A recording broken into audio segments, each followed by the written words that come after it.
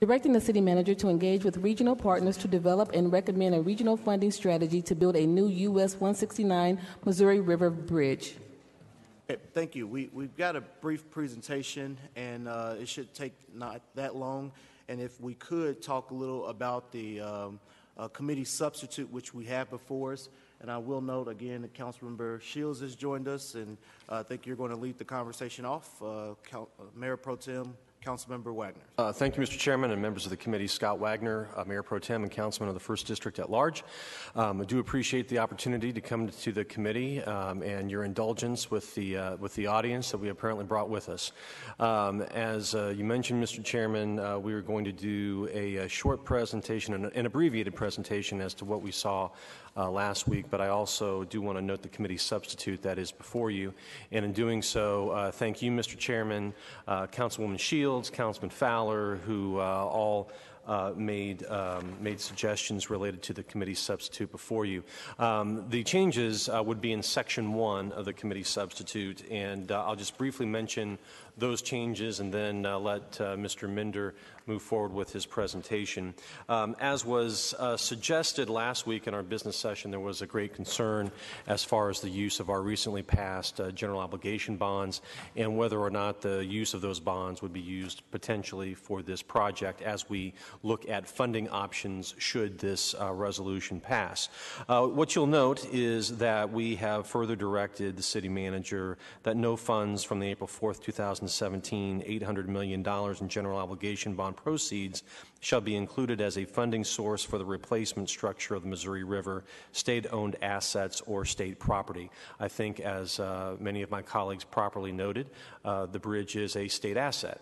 But I do want to make one distinction as to why the language is what it is, and by means of a comparison, I'll use the Bond Bridge project from a few years ago. Again, that project was primarily, that was a state and federal asset. The state, through MoDOT, carried the water, if you will, in doing that project. But in the course of that $245 million project, the city did participate with about $10 million in our road structure, those roads that we are responsible for that led to those on and off ramps and to the bridge in general. Certainly, we can anticipate perhaps a similar sort of relationship as we talk about this bridge, the extent of which I couldn't tell you today, and I don't think anybody can, but we wanted to recognize with this language that we are looking for federal dollars, state dollars, regional dollars, but we also want to recognize that there may be some participation on our streets, and we want to be able to recognize that through the resolution that you have here in front of you. Before Mr. Minder goes forward, I'll just mention that we have a variety of the stakeholders that we referenced in last week's presentation. We have representatives here from MoDOT as well, and so as we do the presentation, if you have particular questions to those groups, we'll try to bring them up here. Otherwise, I'm sure they'll want to testify later when it's the appropriate time. And with that, Mr. Chairman, I'll turn it over to Mr. Minder. Good morning, Chairman Reed, members of the committee, Wes Minder, City Innovation Engineer.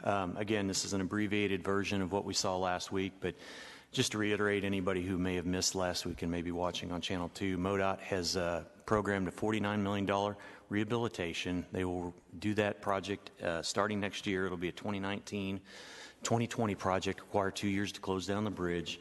And it's being driven by a number of factors. Obviously, the condition of the bridge, which, as you can see in the pictures, is reaching the end of its useful life.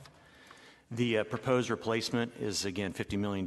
It would look something like this. It would potentially include a sidewalk, 2-year closure, and then it would have some issues with connectivity, but at least there would be the opportunity for folks to safely walk across the bridge.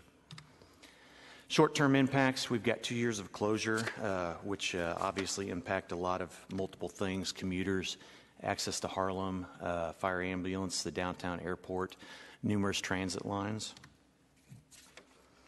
Again, here's another litany of short-term impacts that we referenced last Thursday, just to highlight that. And before we get too far along on this, I would ask Chief Maurer from the fire department is here, and if he'd be willing to say a couple things about issues that the fire department would face, I would greatly appreciate that.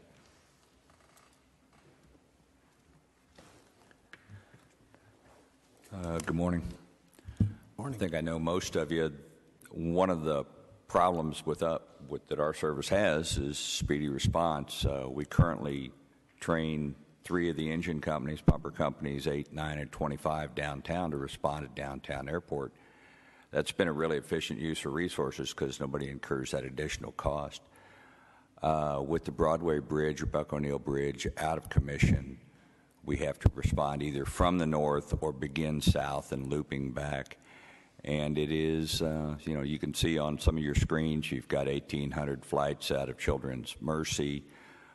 We've got life flights coming in down there, which have to be transferred over to an ambulance and then transported to either Northtown, Children's Mercy, Truman, St. Luke's. Typically, they're going south of the river. We do provide coverage for 250 or so standby charters every year, when you've got a sports team flying in, but there is an economic impact that accrues to the city from that. It becomes more difficult to meet our federal training obligations, too. We may have to change our operations to respond from the north. Pumper 40 currently exists up there in front of Sam's Wholesale Club out 50th and North Oak. They would be the shortest direct run as our system is currently set up. Other than that, it's just going to delay emergency response for us. Is there any question on that I can? Let's continue, because I hope this doesn't last no more than 2 more minutes, and then we can proceed with testimony about the resolution before us. Yeah, and again, long-term impacts, it won't change anything, and it does have some issues with the airport. There was some question about diversion and other sorts of travel times. As you can see, this is an aerial of the interchange of 9 Highway, and you can see as the highlighted in blue, it's not exactly a simple way to get in and around there. We have a travel demand model, which is shown here, and this looks very high-tech and with lots of numbers. But generally, if you look on the left, you'll see the green colors. This is in the morning, and this shows how there's more green on the Broadway extension and then also Route 9. But then on the right, the bridge is removed, and you see a lot of red in Northtown. And while we can't really quantify directly what those numbers are, this is the evening, and again, as you can see, it overloads Burlington. In traffic modeling, this is just a volume capacity analysis. So this will tell you, in the case of the diversion, 43% will go to Route 9, 34% to I-35. There's roughly 15,000 vehicles that will go on a 9 Highway. Then in order to truly impact the analysis of that, we have to plug that into more detailed analysis where we look at the intersections, because the intersections will control your capacity. But generally, rule of thumb, we're going to get more than 700 vehicles in the peak hour, which is the equivalent of an extra lane. And folks that have lived through the bin wall closure and the Paseo closure knows that it just frankly doesn't work. New structure, $150 million. We need about $100 million additional new funding. We have some regulatory issues. Critical needs, this bridge is on its last legs, and so we're making a 60-year decision in the next 2 to 3 months. Here's what a conceptual replacement option would look like. It would be off alignment to the west. It would not impact any historical residential buildings. It could be built offline without impacting traffic to downtown Wheeler Airport, the life safety providers, or the traffic patterns. And then, frankly, it gives us the most flexibility over the next few years to figure out if I-70 remains as I-70 or if it's reimagined and transitioned into something else that functions a lot better for the north part of the city. So again, what would that look like? These are kind of some of the issues, but from a schedule standpoint, we need to figure out if we can come up with a funding solution, because we do need to start the National Environmental Policy Act timeline so that we can have a new bridge open by 2022. At the business session, there's questions. There's a litany of potential funding options. I won't go through them all, but these are things that we would look at in the next 60 days to see what our options are. And with that, again, we have some of our partners from MoDOT, Mid-America Regional Council. I believe we have some FEM members from some other municipalities. And with that, I'll take any questions.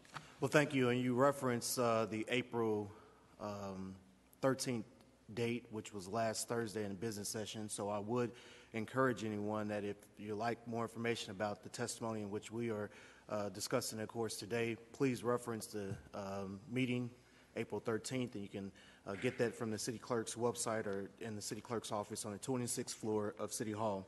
Madam Clerk, the resolution before us is a committee substitute. Section 1 has some changes in which Councilmember Wagner has referenced. If you could read this for the record, and if anyone would like a copy of those changes, I do believe we've had some prepared copies that have been placed on the rail just in front of us here.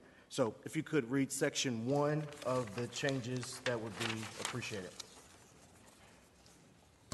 Section 1, that the city manager is hereby directed to engage with regional partners, including MARC, MoDOT, federal, and public and private sector stakeholders to develop and recommend a regional funding strategy to build a new US 169 Missouri River Bridge. And the city manager is further directed that no funds from the April 4th, 2017 $800 million in general obligation bonds proceeds shall be included as a funding source for the replacement structure over the Missouri River, state-owned assets, or state property. Thank you. And I think this, and I appreciate Mayor Pro Tem Wagner's allowing us to add some friendly amendments to the resolution that he and Mayor James has suggested.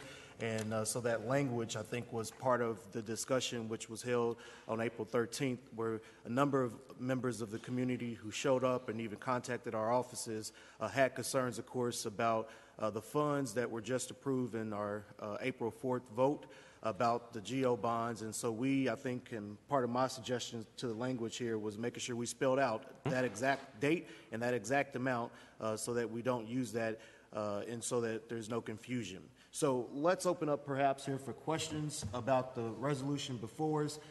We again have had a lot of discussion about this in our committee. This has been an ongoing discussion for quite some time, at least since 2005. I serve on the MARC board, and we've continued to work with our regional partners about this. And this resolution basically directs our manager to work with those partners and also coming up with some funding plans, but does not allocate any funds, I believe, from this language in anticipation for what Section 2 says in this ordinance, awaiting a 60-day presentation back about the progress, the resource needed, and also the time for completion for the plan. So with that, let's discuss the substance. Councilmember Lucas, I see you first. Fowler, you're on deck.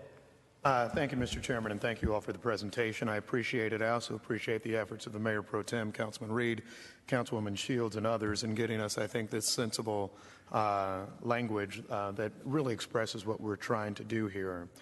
Just a few kind of questions and comments. The first question, it seems as if the slide presentation has been updated somewhat, and Mr. Mender, I hope you'll share it with both the council and the public.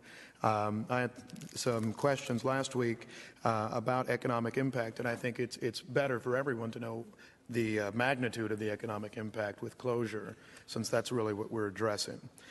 One other thing that I'll note, even in the amended language, and throughout the resolution, I want to ensure that we do maintain our positive relationship with the state.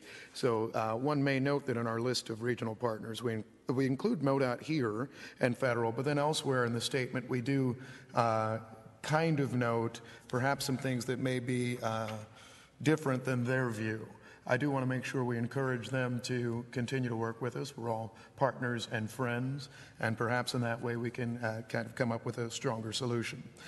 The Mayor Pro Tem answered my other question, which was related to the use of local funds, not even including the general obligation bond. I think your answer was fairly helpful in suggesting it's not that we'll find some bucket of a lot of other money, because that may not really exist, but instead our focus is we want to ensure that we're looking for other sources of funds, and to the extent there's a local invest, it's to help, frankly, with local roads, existing local items, the types of things that our taxpayers expect us to do with Kansas City, Missouri, but not assuming some new additional and great cost.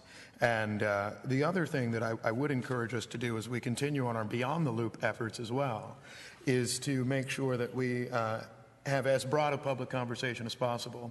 So I would encourage you to come back not just with the funding plan, but also perhaps in 60 days or even shorter, kind of what progress or what discussions we've had in connection with the Beyond the Loop effort.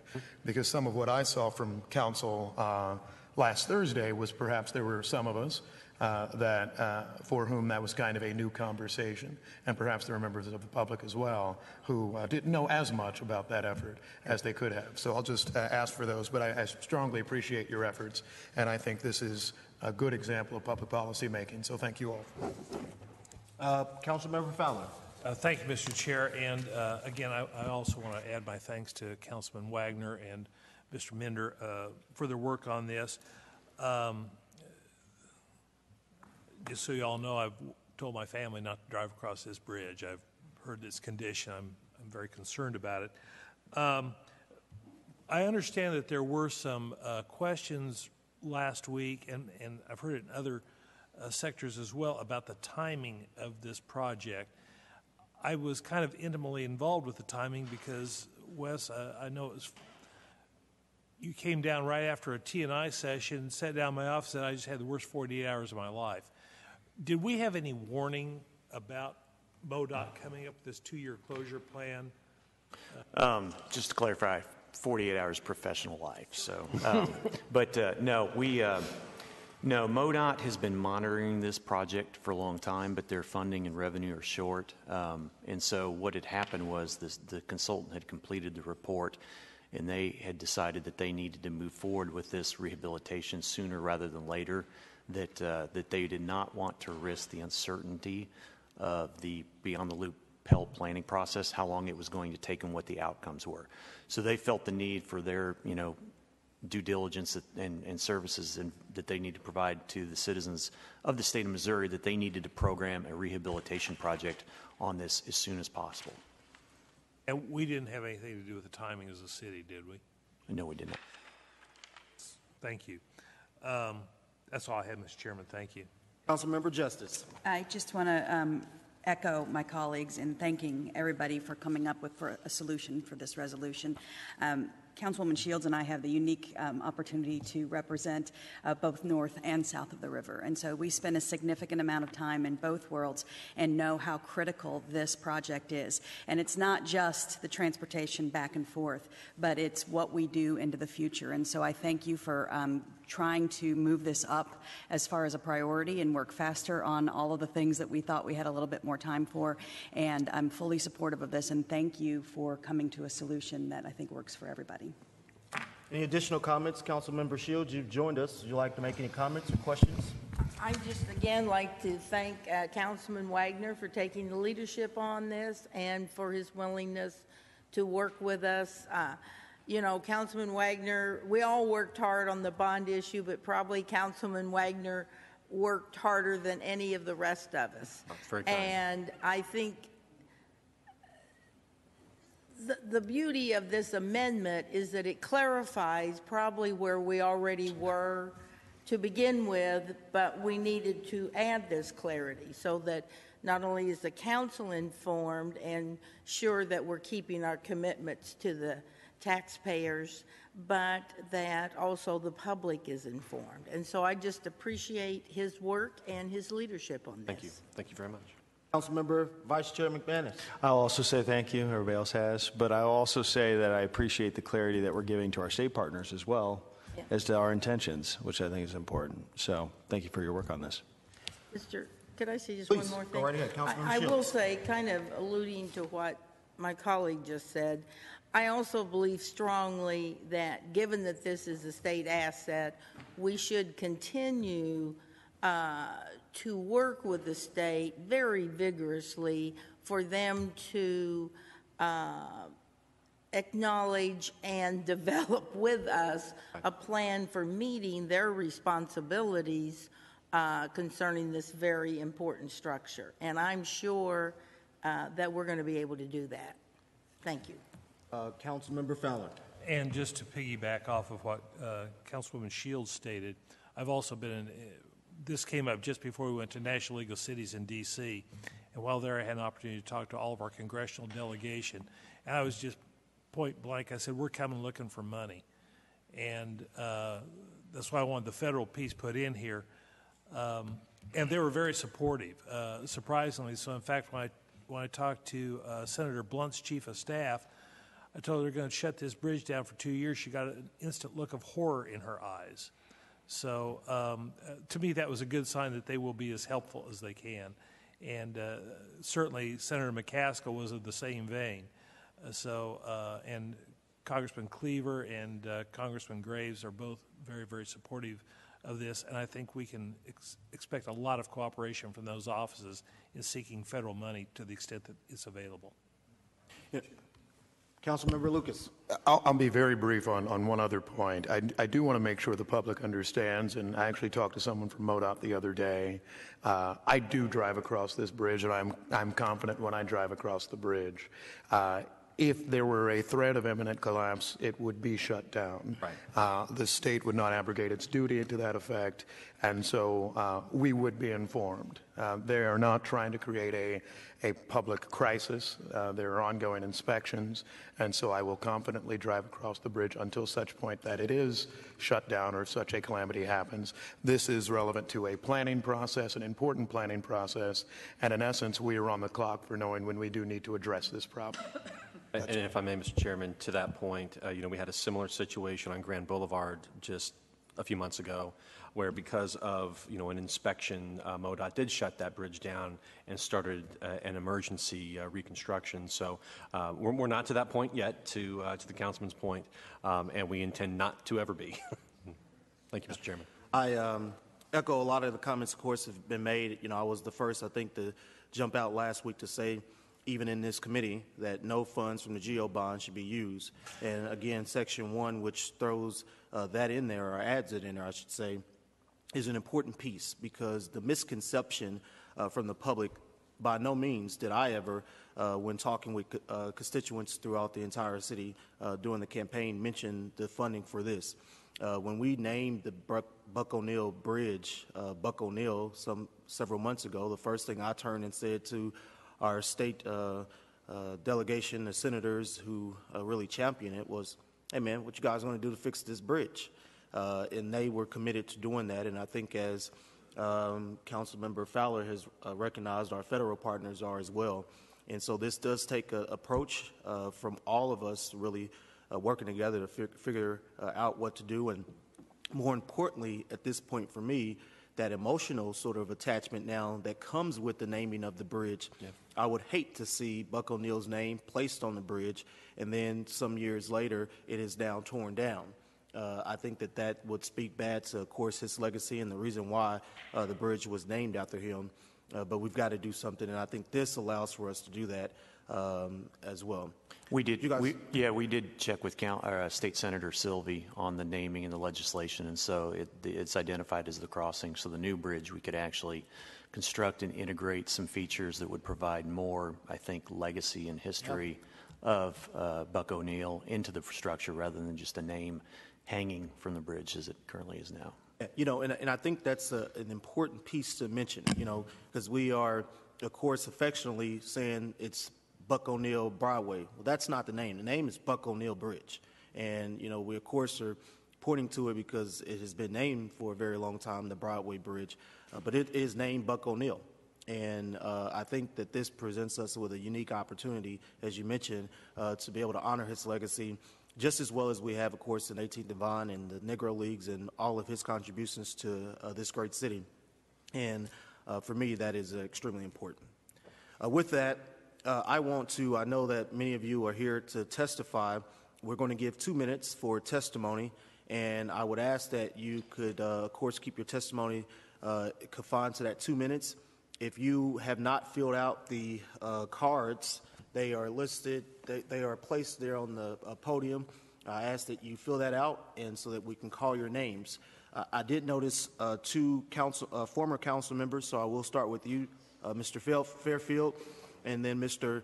Ford, you will be next. And if you have a card, the clerk will be sure to get that from you very shortly.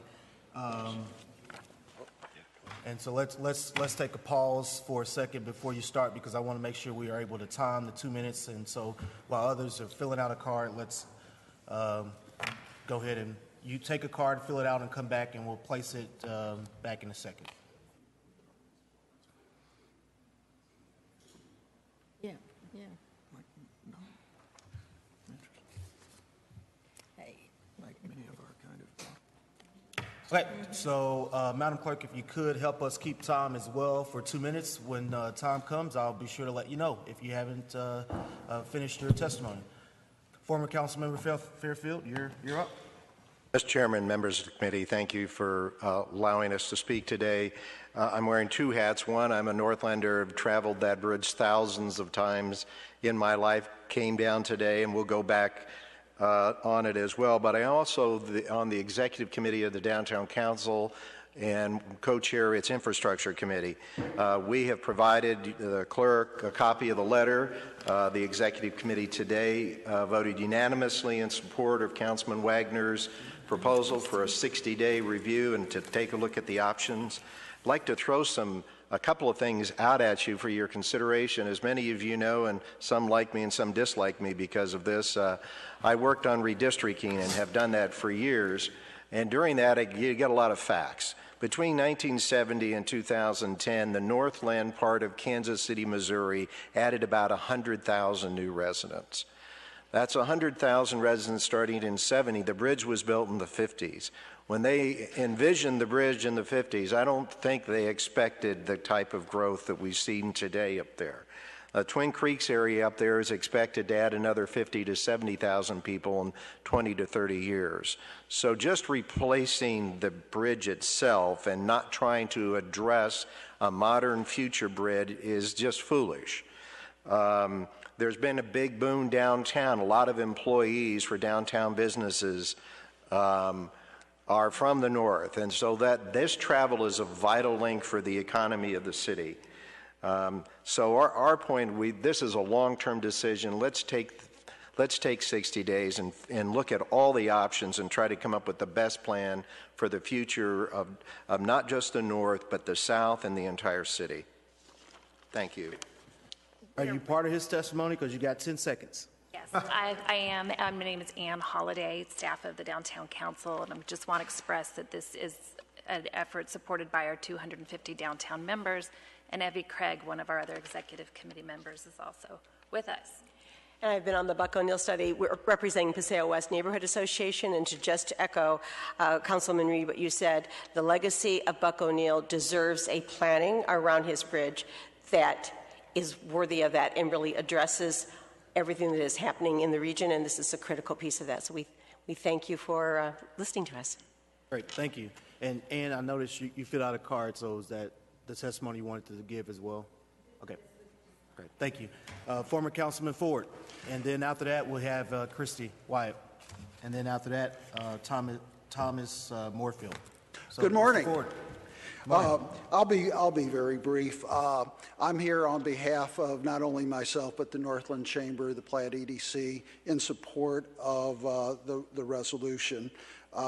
Many of us remember a time when then the Broadway Bridge was actually a city asset, and it wasn't until the Cleaver Plan that the state took it over after the city made certain improvements. We all remember crossing the bridge, throwing our quarters in on that.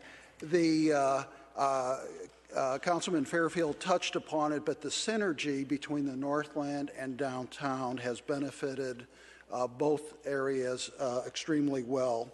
And the proposed MoDOT Band-Aid of a $50 million fix for 35 years and 2-year closure is simply not acceptable, especially with everything else that can be done with the Loop Committee that's studying the reconfiguration.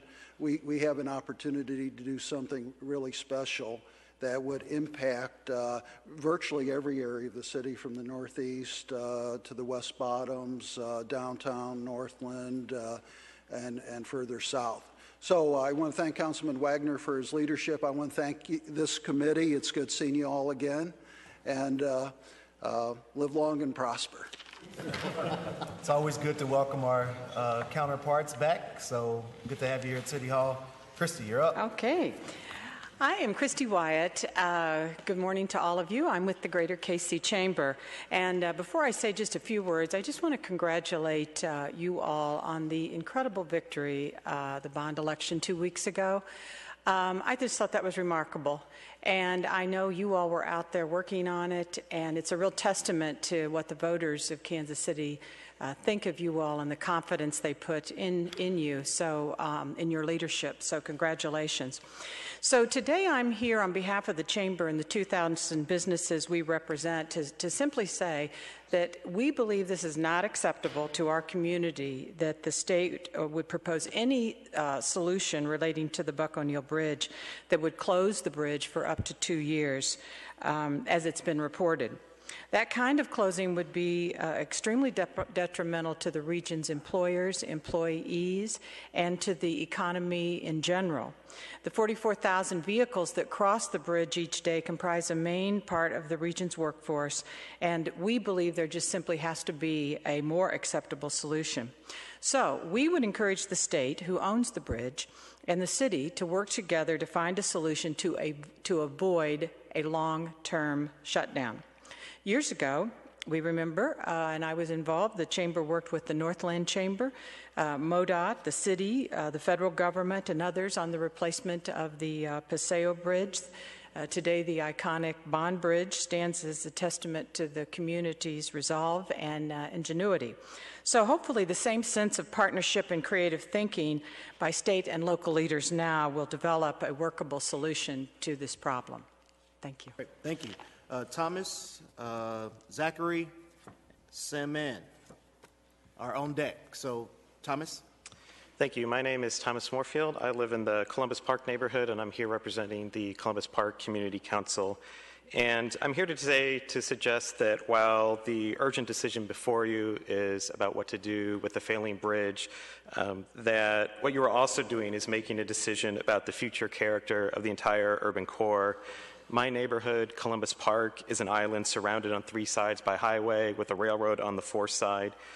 Since the era of highway construction in the 40s and 50s, more than half of what is now Columbus Park has been demolished for highway construction. And while we talk a lot about blight and demolition at City Hall, losing half a neighborhood to road construction is still something to take note of, I think. In the wake of that construction and expansion of highways that continued through the 1990s, the remnants of the neighborhood that are still there are also suffering.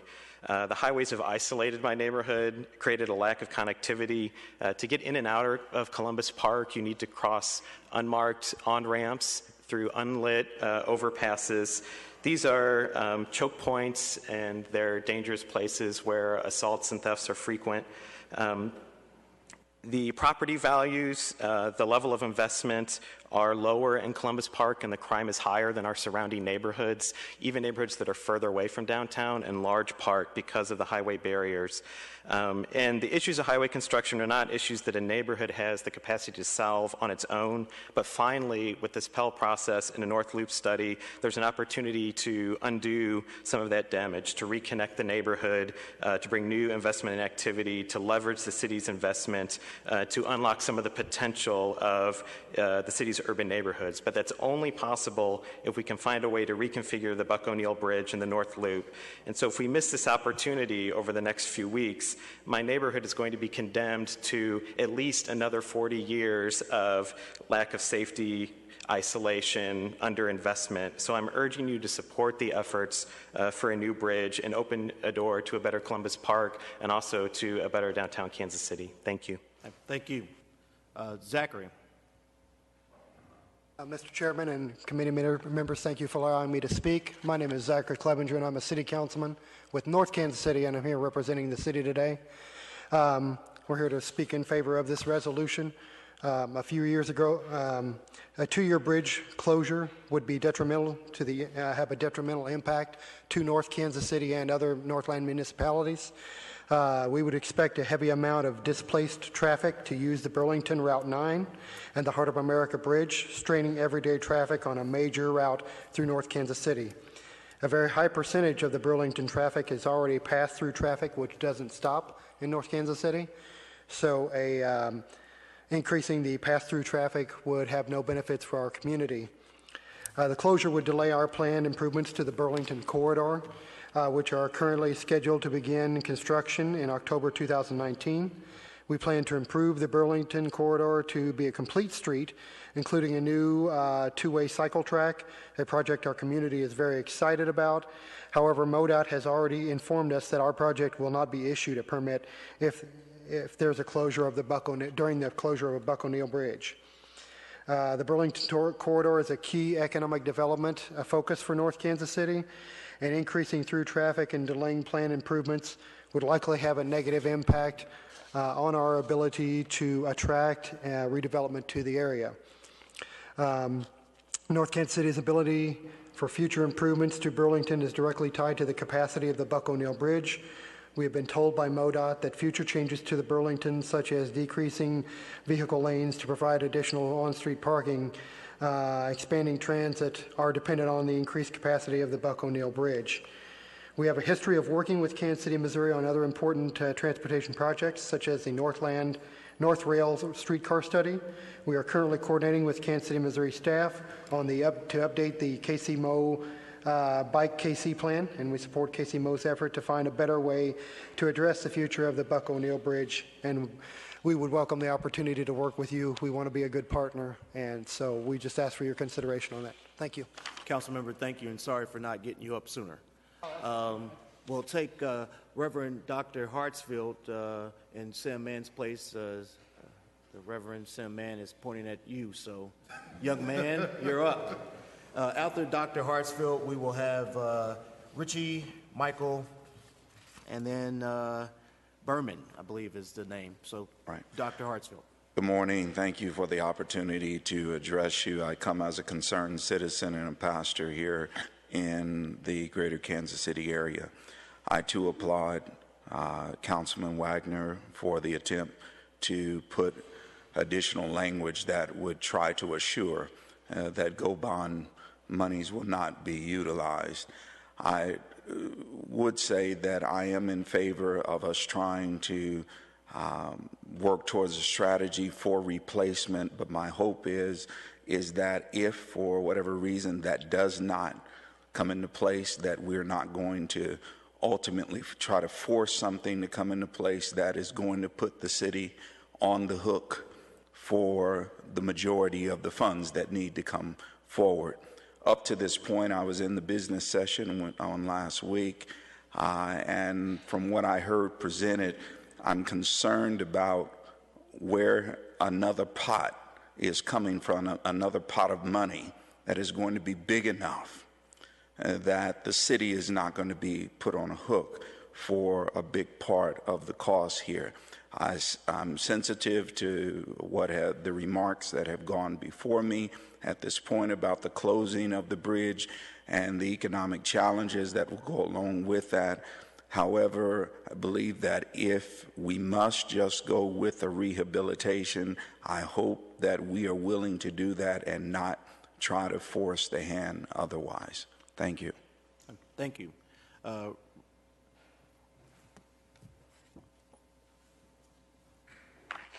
I'm Richie Benninghoven, here as a board member of the Northland Regional Chamber of Commerce and also the president of Briarcliff Development Company.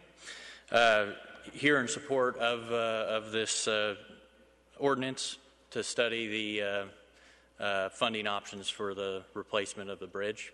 I really am concerned not only from the chamber standpoint, but also from Briarcliff standpoint about a 2-year closure of the bridge. It just doesn't make sense. If you think about all the bridges that have been replaced, they haven't closed them down. They've built right next to them.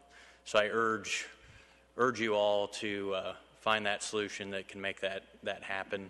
If there is a rehab, there's a lot of smart people in this city. Can we rehab without shutting it down if ultimately we can't find the funds for the replacement at this time? And I echo a lot of the other comments that have been made about just the regional impact to the city that this would have if the bridge was shut down. Thank you. All right, thank you. Michael. After Michael, Vernon, Fred, Jarrett, you're on deck.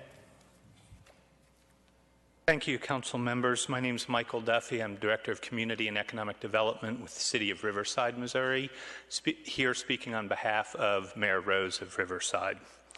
The Buck O'Neill Bridge is important to the economic vitality of the City of Riverside as we grow our industry, jobs, and housing. The city's interest is to see a new bridge built while continuing to maintain the existing connection during construction.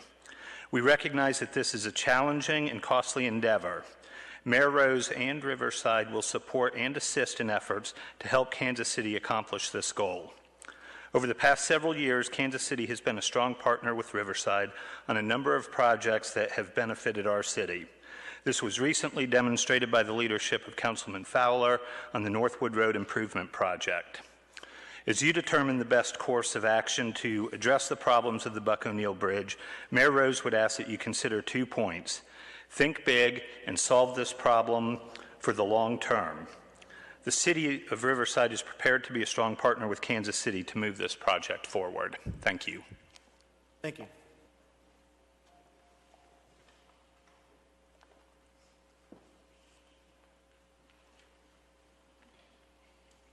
Good morning, Mr. Chair, Committee.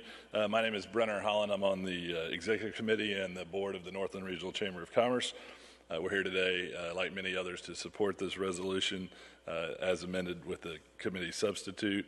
It's our opinion that building the Buck O'Neill Bridge is a much better, new Buck O'Neill Bridge is a much better alternative than the rehab.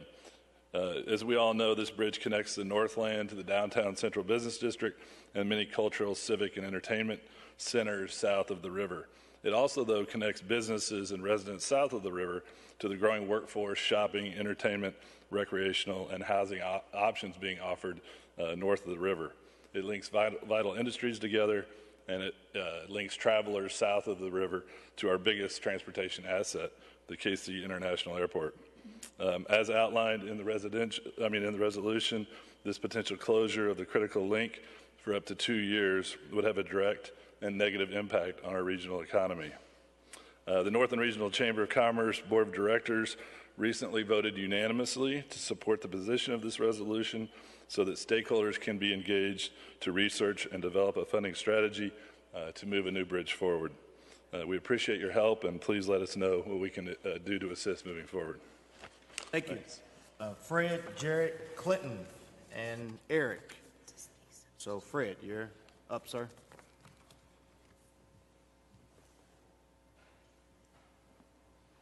My name is Fred Gambino.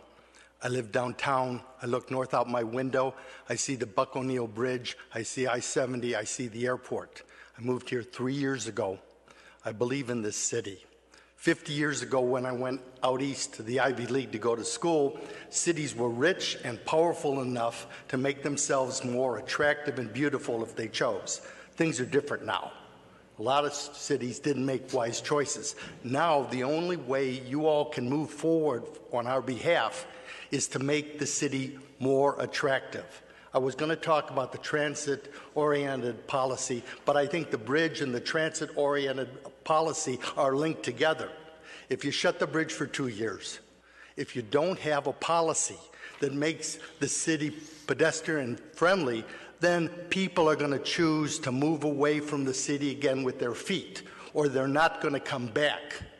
And we're not going to have the taxpayer base and the sales base and the money base to do what we want to help all parts of this city.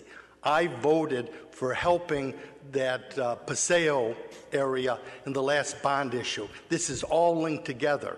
You've got to keep the bridge open, and you've got to have a sensible pedestrian-oriented transit policy. Otherwise, you're not going to continue with the great start that you've all supported. Thank you for your help. Thank you. Jarrett.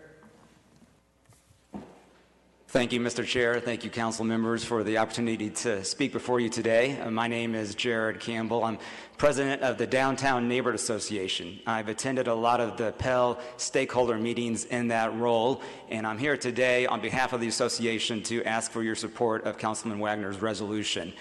We know how critical the O'Neill Bridge is, And we know how important this Pell study is to the residents of downtown. This North Loop area is one of the things that I hear about most often in my role as president of the neighborhood association. It's a transformational project that could reconnect the River Market with the Central Business District and hopefully Columbus Park as well. And so that is hugely important to us as downtown residents. For those who don't live downtown, this area of our neighborhood is of great importance when it comes to traffic flow. It's a key point, obviously, for north-south traffic, but also east and west. A reconfigured bridge would do a great job of helping to allow that growing Northland to come downtown into our neighborhood. A reconfigured I-70 could potentially open up a great amount of developable land. So for those who don't live downtown, why is this important to you? We're talking about additional density, additional property value, property taxes, sales taxes, additional residents in our city. So those are all things to think about long term, and that's why I'm here today to ask you to support this resolution to allow the city manager 60 days to study the opportunity to build a new bridge and to give you guys, the policymakers, all the information at your disposal to make the best decision. Thank you. Thanks. Just please, if you could save it till afterwards, that would be best. Mr. Adams. We still got a ways to go. Okay, thank you. And I want to, first of all, thank those of you who supported the Central City Economic Development Initiative. I know several members of the council did, and I want to thank you all on behalf of those of us who supported that initiative. I guess I'm taking a neutral position on the resolution, but I would like to hope that you will not use any revenues or city revenues or funds to repair or replace that bridge. It's a city, it's a state asset, it's a state responsibility, and we have other priorities in the city, particularly over in the 3rd District where I reside. And I certainly hope you not use any city revenues to add amenities to the bridge. I've heard about plans to put in bike lanes and ornamental lighting and different beautification or aesthetics to that bridge. So long as the conditions are as they are now in the 3rd District, we need basic road repair. We need amenities. We need ornamental lighting on city-owned streets. And so I hope that would be a priority for you all before you add those amenities to this bridge. I heard one of these guys come up here and said something about lack of safety, isolation, and lack of investment. That sounds more like the 3rd District to me than it does downtown Kansas City. So I would hope that, I understand their concerns. The state should step up and do what they're required to do, but if they don't, so be it. We'll make adjustments. My law office is right downtown. I use that bridge at least 2 or 3 times a week. I go up north of the river for lunch often or for dinner. And if that bridge closed down, I would still find a way to, I might probably help downtown. I'd probably eat more lunch downtown and spend more money south of the river. So, we can adjust to it. If the bridge is closed down, I'll find another way to make it up north. Thank you. Okay, thank you. Eric. And Reverend Mann, you're the last card I have, but if there's anyone else that would like to speak, if you don't have a card, please approach the mic out there. Eric is done. Great, thank you. Eric Bunch, representing Bike Walk KC, and also a resident of the 4th District at 3601 Wyandotte Street. And I also want the record to show that I was not the first one to mention bicycling in a positive light. So thanks for that earlier from the councilman from North Kansas City. I'm speaking in favor of the resolution. The city must explore ways to replace the Buck O'Neill Bridge, not slap a Band-Aid on the crumbling, albeit historic structure. The river is what drove early residents to develop Kansas City. Those early civic leaders understood that while the river was critical to moving goods and people, it was also a major barrier. So they took a major risk and built the Hannibal Bridge to cross the river. The risk paid off and brought Kansas City to prominence as a world-class city. Today, hundreds of thousands of people cross the river in the Kansas City area every day and deserve to have infrastructure that is safe and functional. On the day it was built, the Buck O'Neill Bridge was obsolete. It did not include any sort of accommodations for anyone outside of an automobile. I would be surprised if anyone here in the council chambers today has not seen someone walking on that treacherous median with 60-mile-an-hour cars buzzing past them. Hundreds load their bikes onto their cars and drive to the downtown airport to find a safe place to ride their bikes. Folks walking to Harlem should not have to risk their lives walking to the only housing that they can afford. And people shouldn't have to put their bikes in their cars in order to find a safe place to ride their bikes. A bridge that further divides us defies the very definition of a bridge. The river is enough of a barrier. Our bridges cannot add to that harm. A new bridge solves the original design problem. A 30-year Band-Aid doesn't. So in the spirit of those early risk takers, let's build a new bridge to keep our world-class city moving forward. And one final thought, I wanted to commend you all for adding language that would possibly prohibit using the GO bonds as a way to fund this. The voters put their trust in you, and this is a further nurturing of that trust. So thank you very much for your time. Thank you. Reverend Mann, please, you're next. And I see another gentleman approaching, so after him. I just want to stand in support of this and to thank Councilwoman Shields and Councilman Wagner for working on the addition to the ordinance. A red flag went flying high when all of a sudden it was appeared that maybe some of those bonds would go for this bridge, and that's not what they were intended for. Thank you very much.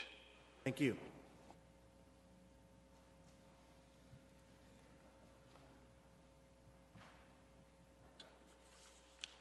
Good morning, Chairman, council members. My name is Craig Brosh, Chief Operating Officer of VML. We've got about 600 VMLers at the downtown airport, and last month we relocated another 150 from 2020 Baltimore. We ended our lease there and moved another 150 into the downtown airport offices. That was possible due to a complete remodeling project of our 65,000 square foot space. Our interest in investing in this space was based on a new 10-year lease. And that was for a total of 100,000 square feet. I was actually here last summer, and thank you and the city leaders for supporting that lease.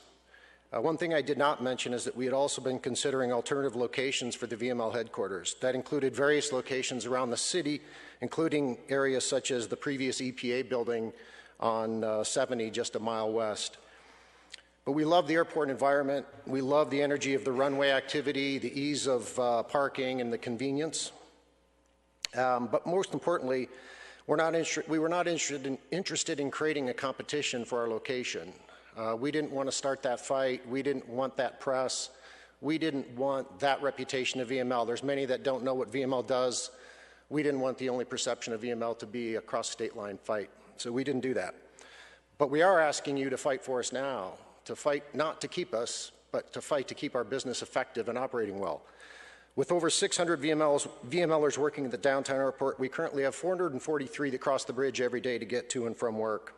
Additionally, we have between 50 and 100 temporary contractor workers at all times. I don't know their home addresses, but you can assume that over 75% of our workforce crosses that bridge every day to get to and from work. A closure of the bridge for any period of time would seriously impact the vast majority of our workforce and impact VML as a growing business. We're not a manufacturing business, we're a professional services business. Our people and their talent are our only assets. I'll move fast. The vast majority of our employees drive right past the competitors that would love to hire our talent. And if we start to create an inconvenience for them, we risk losing them. When it comes to clients, we have important clients that are just across the bridge as well. Russell Stover, Hallmark, H&R Block. But we also have large clients from out of town, Ford, PepsiCo, Wendy's. They come into town, they have downtown hotels. It puts us at a dead end, and it's an inconvenience, and it's also a perception of the city. And our recent remodel of the 65,000 square feet, I also want to mention that we're scheduled to begin work on the other 35,000 square feet at the downtown airport. As part of that, we've got a sister company in the Crossroads with another 80 people we want to move to the downtown airport.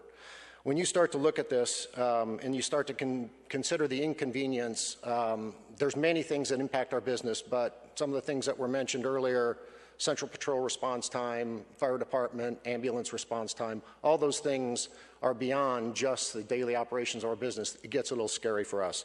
Okay, you're over a minute in your time. All right, sorry. Thanks for the support of our lease. We're very happy with our space. We just want to keep our business operating effectively. Thank you. All right, thank you and appreciate you.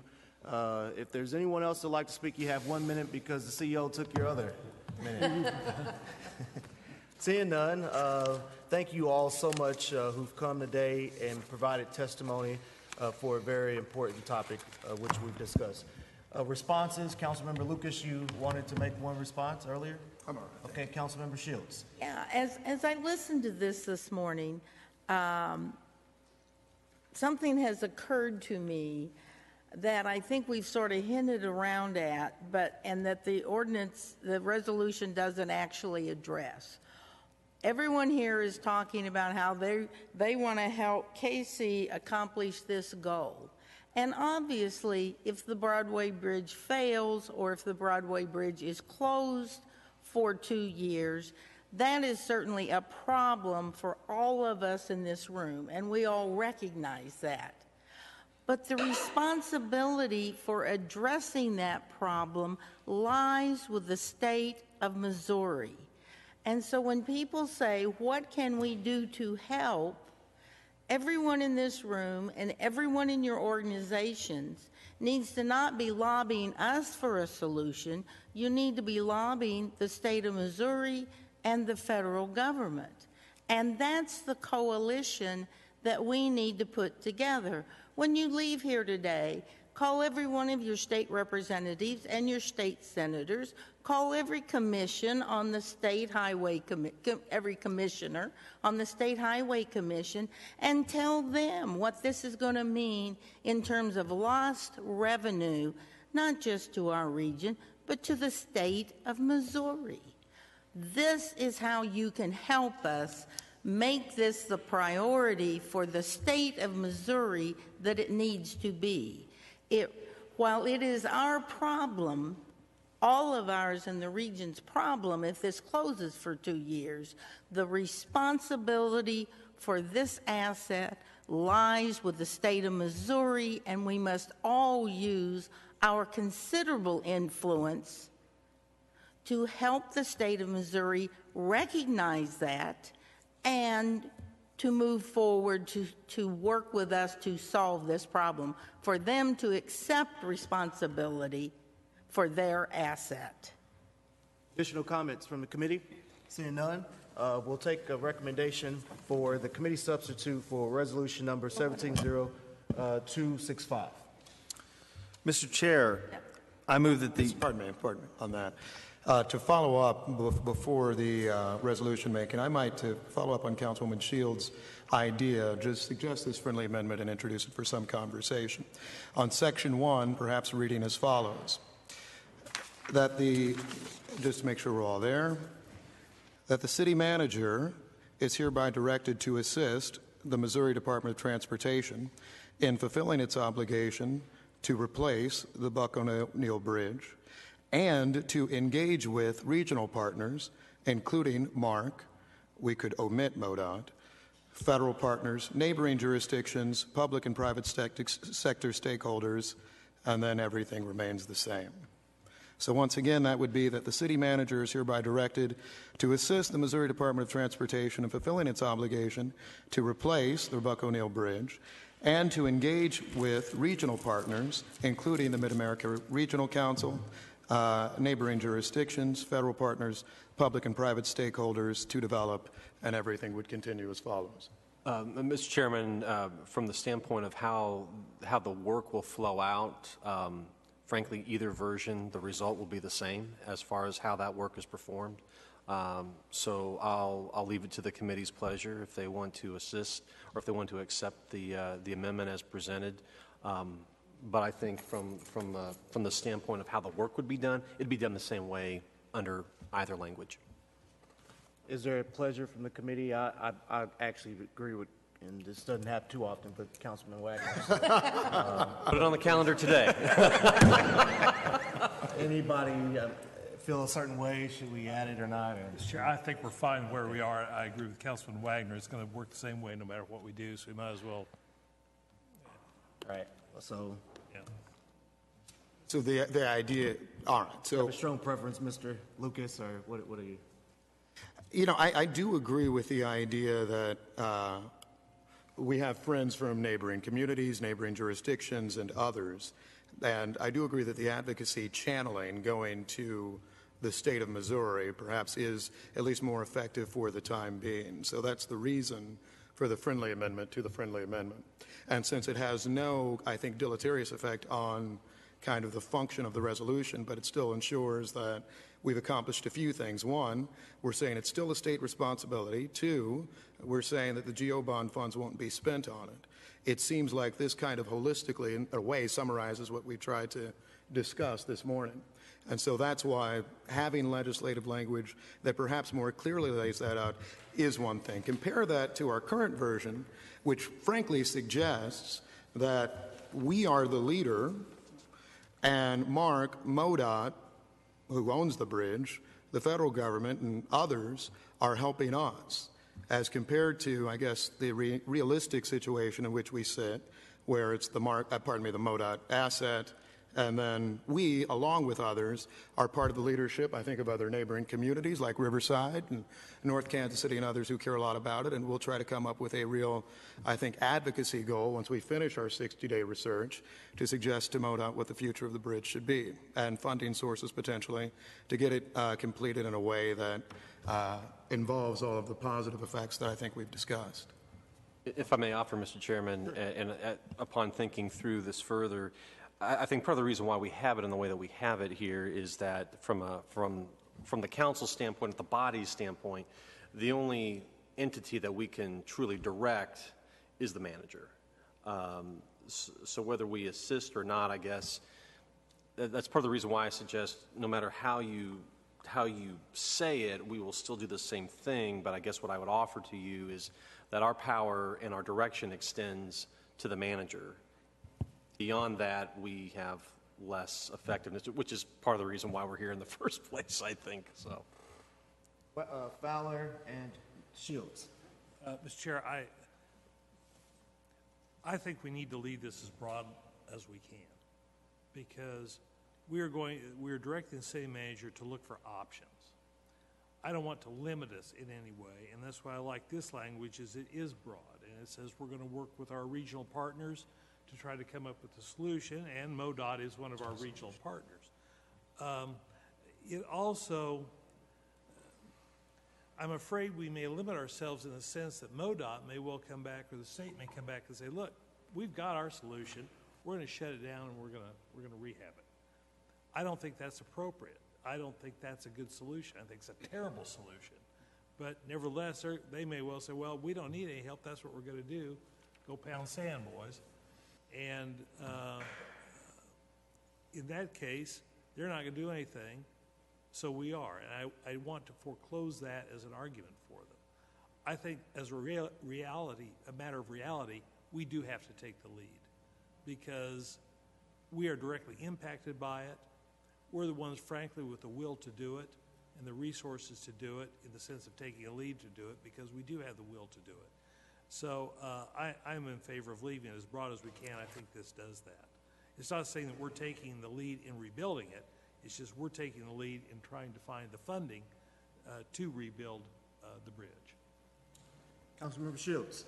I just make a distinction here, and I think we've all had our say, but I think it is an important distinction. It's fine for us to take the lead in working with our regional colleagues to come up with the state of Missouri with a solution. But the responsibility is the state of Missouri's. And I do worry that this resolution, frankly in the mind, I think, of everyone who's testified here today, is that somehow this is the city's responsibility and they're all going to help us in however way possible for us to fix this problem. The closure of the bridge is a problem for our whole region. Nobody disagrees on that. But the responsibility for addressing this and actually coming up with a plan that works, and the majority of the funding is, in fact, the state of Missouri. And if all these organizations that are here today spend their time pushing the state of Missouri to come up with a solution instead of pushing the city of Kansas City to come up with a solution, I think we will end up with a solution that is in fact far more beneficial to everyone than just kind of letting the state of Missouri said we're going to do X. We need to tell them, all of us, that that is not acceptable, and they need to rethink what they're going to do. And that's the pressure that all of us in this room and all of our members and all of our different organizations should be conveying to the state of Missouri now and into the future until they realize that, in fact, they do have to come up with a different solution, one that does not require the closure of the bridge. Okay. I'm not hearing, Councilmember Lucas, an agreement for additional language, so if you're fine with conceding, I think we're fine with what we have here. And let's go ahead, and if there's any additional comments, I know that our other colleagues are here for the joint meeting, but I don't know if you all had anything. You haven't raised your hand to say anything. Sure you want to ask. Okay, well. I will. You shouldn't have asked. Yeah, you should. You're here, please. Well, You've got 2 minutes. The only comment Thank I you. will make is Have as long as you like. Thank you. No, I will give less than 2 minutes. The only comment I would make is that my worry with this being directed only with MoDOT is that they have been clear that they have $45 million to spend on this, or 49, whatever their number is. And the worry that I have is a renovation is not a successful choice that we should be making.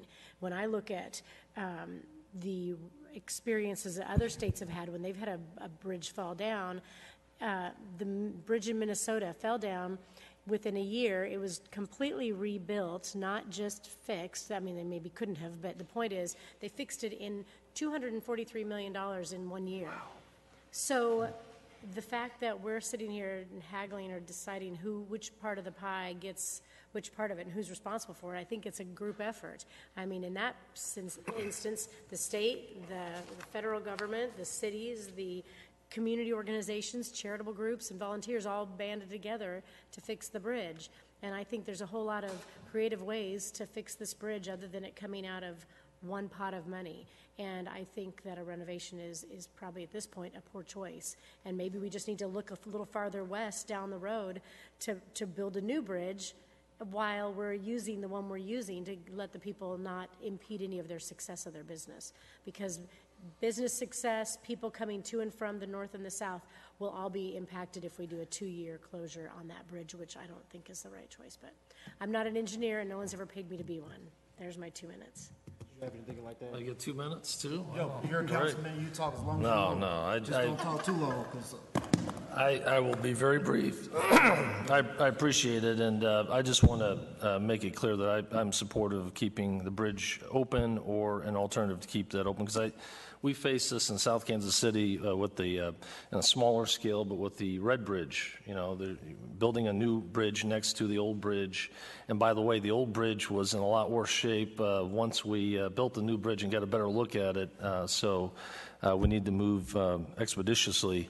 I agree that we should be directing, I think your comments are right on, Councilwoman Shields, directing people to definitely not just contact us, but contact the state. I'm just a little concerned because the state's responsible for a lot of things they should be doing that we've lobbied for and they don't do. The federal government puts quite a few unfunded mandates on us that we ultimately, the buck stops here at the city, and we have to show leadership in those areas. We need to do it here as well. It doesn't mean we can't do it holistically with a lot of groups involved and really push the state to do more. So I agree with that. I agree the GO bond, that would be something we should try to fund without using that money. But at the same time, we need to do whatever it takes to keep the bridge open because thousands of our citizens are impacted daily. We've got a lot of momentum in the city. I can't imagine if we shut that down for 2 years, or if they shut that down for 2 years, the impact on the city's growth. And growth in the Northland is good for the city. We have for the entire city. We heard that permits are way up again for single-family construction. We want that to also happen south of the river. If the growth stops north of the river and goes to other communities, we're outpacing Johnson County some quarters in growth in the Northland. We want the whole city to grow, and I think this bridge is a vital part of keeping the city moving forward and growth continuing for all parts of the city. So I've been quiet on the issue last week, listened to everybody, but I have no doubt that we need to keep that bridge open. Any additional comments, please? One question. First of all, I don't think there's anybody sitting on the city council that doesn't believe we should keep that bridge open, that the bridge should be kept open. I think the issue is how we go about keeping it open and how much pressure we bring on the state of Missouri so that they are an active and large contributing partner on that. And one just quick question I'd like to ask, have we made a presentation to the State Highway Commission on all the economic impact, the negatives, the revenue that's lost to the state of Missouri if this bridge is closed for 2 years? We have not, but that's just because we got the report there March 29th, so that's But something. we will be doing that. That's something that obviously we'll work as part of this with our private sector partners to create that narrative. I might just add, if I may, Mr. Chair. Oh, I'm sorry. I was just going to say, again, the only thing that concerns me about this resolution is not that we're working together regional partners, it's that we seem to be focusing on ourselves instead of focusing on the state of Missouri and putting pressure on them to meet their obligation. Do we know how much money goes to the state of Missouri out of the gas tax? How much this region sends to the state of Missouri? Well, I don't have those details off the top of my head. I mean, I'm saying there is a case to be made between the money we send to the state, the negative impact that this closure that they're saying is their recommendation will have not just on this region but on state taxes. That I think there's a story and a message that needs to be delivered, and I am concerned that in our goal to find a solution, we're not going to deliver that message, and we're going to let the state of Missouri off the hook for the whatever it is, $50 perhaps million they're talking about now. And I think that is a terrible mistake. We have, just in our roads alone, $800 million worth of repairs that need to be done to our existing roads in the city of Kansas City, Missouri. Right. And therefore, while we want to find a solution to this problem, I don't think we're going to find a solution that works for us as a city if we don't get the state to understand their responsibility and to understand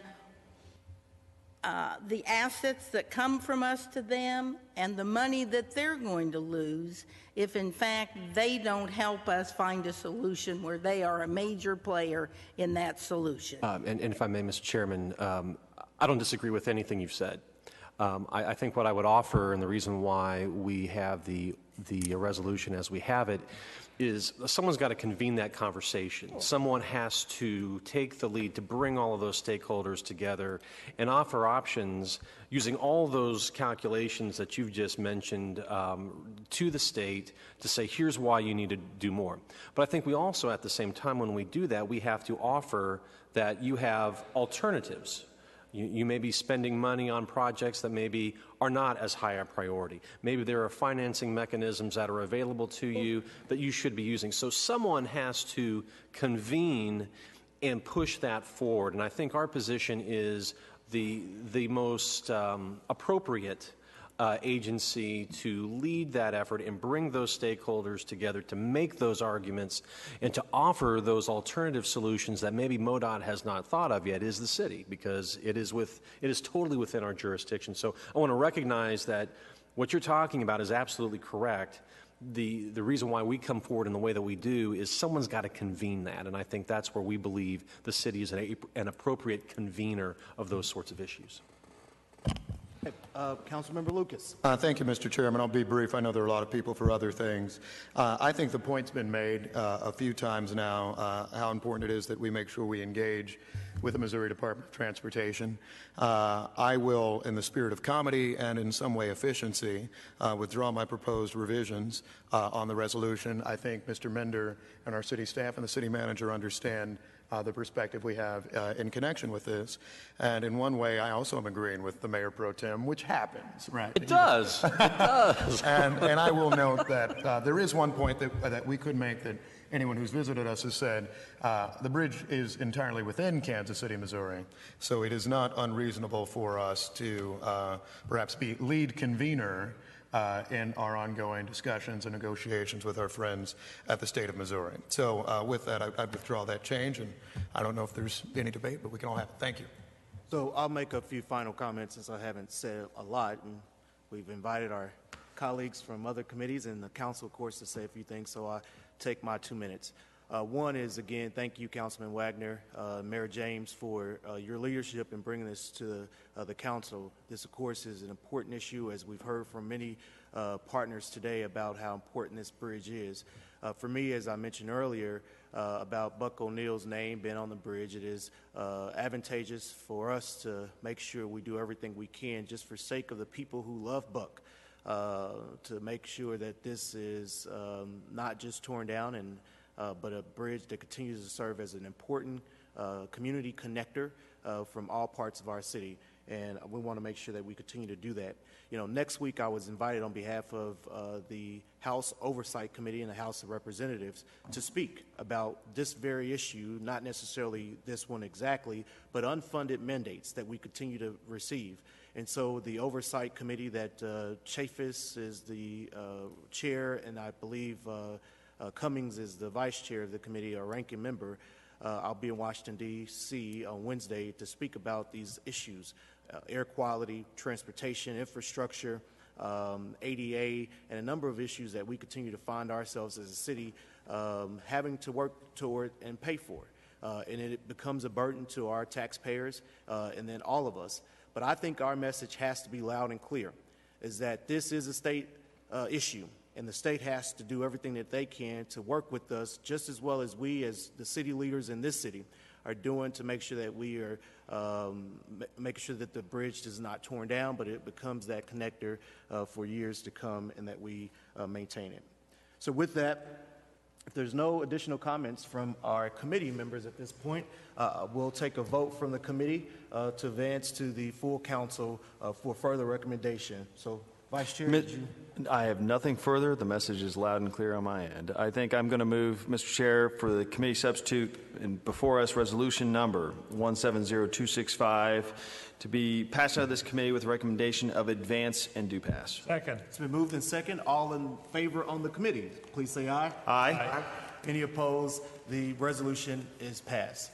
Thank you all so much, and thanks to all who have come. We do have a meeting that is a joint meeting after this, so let's take about 5 minutes, reset the dais here, and when we come back, if you'd like to speak in the next meeting, please fill out a public card, and we'll be back with a joint committee for transportation infrastructure and plans and zoning.